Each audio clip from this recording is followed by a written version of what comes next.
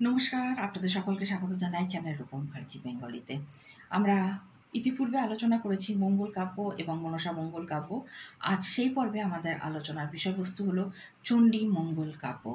এই কাব্য সম্পর্কে আমি চেষ্টা করছি যাতে এক ভিডিওতে সকল তথ্য দিয়ে দিতে পারি, যাতে আপনারা যারা দেখছেন শুনছেন তাদের সকলের সুবিধা হয়।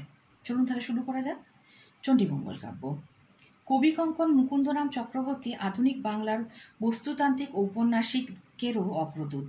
ব্যাখ্যা করুন কেন এই কথাটা বলা হয়েছে। আধুনিক বাংলা ঔপন্যাসিক সুলভ দক্ষ চরিত্রাঙ্কন, কুশল ঘটনা সন্নিবেশ, সংলাপ নৈপুণ্য, ব্যাপক অভিজ্ঞতা, আশাবাদী জীবন দর্শন ইত্যাদি সমস্ত গুণাবলী কবি মুকুন্দরাম চক্রবর্তীর রচনায় পরিলক্ষিত। পূর্বসূরিদের কাব্যে যা ছিল চিন্তাতীত, মুকুন্দরামের অনন্য সাধারণ অভিজ্ঞতা ও সহানুভূতি নির্ঝরে তা হল পরিস্নিগ্ধ। তাই তার অঙ্কিত মুরারি শীল, ভারুদত্ত, ফুল্লরা চরিত্র বহু যুগের ওপার হতে আগত পাঠকচিত্রে আজও সমাদৃত হয়। অভয়মঙ্গল কাব্যের রচয়িতাকে তার উপাধি কী ছিল, কেন তিনি এই উপাধি লাভ করেছিলেন? অভয়মঙ্গল কাব্যের রচয়িতা হলেন কবি মুকুন্দরাম চক্রবর্তী। এটি ১৬শ শতকে রচিত হয়েছিল। তাঁর উপাধি ছিল কবিকঙ্কন। উৎকৃষ্ট কবিত্ব শক্তি ও রচনার সৌকুমার্যের জন্য তিনি কবিকঙ্কন উপাধি লাভ করেছিলেন। কাহিনী নির্মাণে কবি মুকুন্দরামের কৃতিত্ব কী? চণ্ডীমঙ্গলের তথাকথিত মঙ্গল কাব্যের কাহিনীকে নবরূপ দান করেছেন মুকুন্দরাম। কাহিনীতে বৈচিত্র্য তাঁর কাব্যের মূল আকর্ষণ। তৎকালীন সামাজিক, রাষ্ট্রনৈতিক, রাজনৈতিক, অর্থনৈতিক দিকগুলির প্রতি যথেষ্ট যত্ন ও শ্রদ্ধা সহকারে দারিদ্র লাঞ্ছিত জীবনযাত্রার নিখুঁত ও বাস্তবসম্মত ছবি তিনি এঁকেছেন।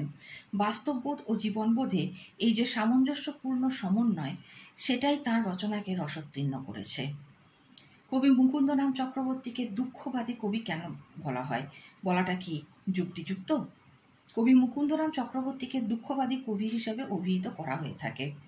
যতীন্দ্রনাথ সেনগুপ্তকেও কিন্তু দুঃখবাদী কবি বলা হয়ে থাকে। তো ওটা যখন আমরা সাহিত্যের ইতিহাস পর্ব আলোচনা করব তখন অবশ্যই আলোচনায় থাকবে। দুঃখকে একমাত্র সত্য ভেবে নৈরাশ্যের তাড়নায় জগতের কোনো কিছুর ওপর যারা আস্থা রাখতে পারেন না, তারাই হন যথার্থ দুঃখবাদী। কিন্তু কবি জীবনবাদী ও জীবনের অঙ্গরূপেই দুঃখকে দেখেছেন।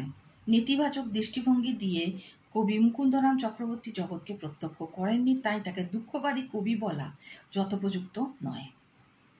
চণ্ডীমঙ্গলের দেবী চণ্ডীর উল্লেখ কোন পৌরাণিক গ্রন্থে প্রথম লক্ষ্য করা যায়? দেবী চণ্ডী ও দেবী দুর্গা কি সমধর্মী?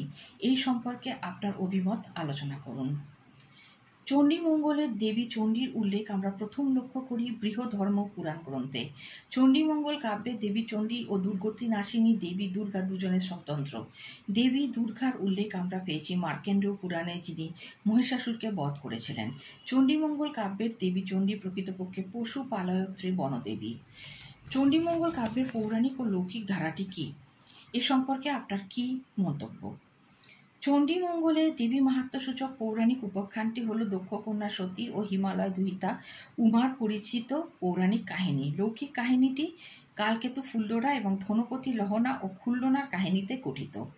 দেবখণ্ডের কাহিনীটি একান্তভাবে হিন্দু পুরাণাশ্রিত, কিন্তু কালকেতু ফুল্লরা অথবা ধনপতি সওদাগরের কাহিনীটি প্রাচীন পালি সাহিত্যের অন্তর্গত জাতকের গল্প অনুকরণে গড়ে উঠেছে। ১৬ পালা গান বলতে কোন গানকে বোঝায়, এ সম্পর্কে আপনার কি বক্তব্য? চণ্ডীমঙ্গলের বণিক খণ্ডের গীতাংশকে বলা হয় ১৬ পালা গান। ৮ দিনে ১৬টি পালায় এই গান পরিবেশিত হতো বলে চণ্ডীমঙ্গল কাব্যের আলোচ্য অংশে ১৬ পালা গান নামে খ্যাত। চণ্ডীমঙ্গল কাব্যের সিংহল বিজয়ের কাহিনীটি ঐতিহাসিক ও লৌকিক বৈশিষ্ট্যটি বুঝিয়ে বলুন। চণ্ডীমঙ্গল কাব্যের বণিক খণ্ডের অন্তর্গত ধনপতির পুত্র সীমন্তের সিংহল বিজয় কাহিনীটি কোনো কোনো গবেষকের মতে বিজয় সিংহের সিংহল বিজয়ের ঐতিহাসিক কাহিনী সূত্রে পল্লবিত হয়েছে। কমলে কামিনী দর্শন অংশটি পালি সাহিত্যের ঐতিহ্য অনুসারে রচিত। পালি সাহিত্যের মহাবংশ কাহিনী অংশে এর নিদর্শন মেলে। চণ্ডীমঙ্গল কাব্যে কুমার সম্ভবের অনুসরণ কোথায় লক্ষ্য করা যায়, এ সম্পর্কে আপনার অভিমত কী? কবিকঙ্কন মুকুন্দরামের অভয়মঙ্গল কাব্যের দেবখণ্ডে আমরা কালিদাসের কুমার সম্ভবের প্রভাব লক্ষ্য করে থাকি। হরগৌরীর মিলনের যে কাহিনী কুমার সম্ভবে বর্ণিত, সংস্কৃত পণ্ডিত মুকুন্দরাম সেই কাহিনীকে তাঁর কাব্যে আনুপূর্বিক বর্ণনা করেছেন। চণ্ডীমঙ্গল কাব্যে প্রধান কবিকে তাঁর কাব্য পরিচয় দিন। চণ্ডীমঙ্গল কাব্যধারার প্রথম কবির নাম মানিক দত্ত। মনসামঙ্গলের কবি কানা হরিদত্তের মতো মানিক দত্তের কাব্য কিন্তু দুষ্প্রাপ্য থাকেনি। কয়েকটি পুঁথি আবিষ্কৃত হয়েছে। শ্রেষ্ঠ চণ্ডীমঙ্গলকার কবি কঙ্কন মুকুন্দরাম মানিক দত্তের সম্পর্কে বলেছেন, যাহা হতে হলে গীতপথ পরিচয়। মানিক দত্তই যে ব্রতকথার খোলস থেকে এই কাহিনীকে মঙ্গল কাব্যের আকার দেন সে বিষয়ে আর কোনো সন্দেহ নেই। অনুমান করা হয় যে তিনি মালদহ জেলার ফুলবাড়ি অঞ্চলে জন্মগ্রহণ করেছিলেন। চণ্ডীমঙ্গলের কবি দ্বিজমাধব বা মাধবাচার্যের পরিচয় দিন। চণ্ডীমঙ্গলের কবি দ্বিজমাধব বা মাধবাচার্যের সব পুঁথি পাওয়া গেছে চট্টগ্রাম অঞ্চলে, অথচ তার কাব্যের